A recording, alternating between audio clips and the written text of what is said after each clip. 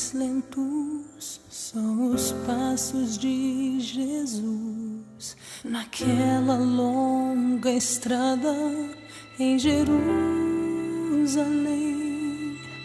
Cansado, ferido, machucado, humilhado, não há palavras que descrevam esse quadro de horror. Naquela rua empoeirada vão as marcas da cruz.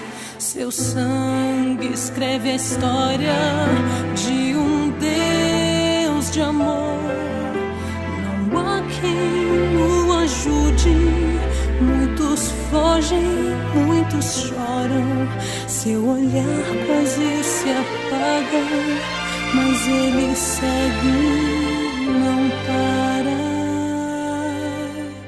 As mãos, os pés, os cravos a ferir seu corpo, a cruz, a dor, a coroa que ele usou.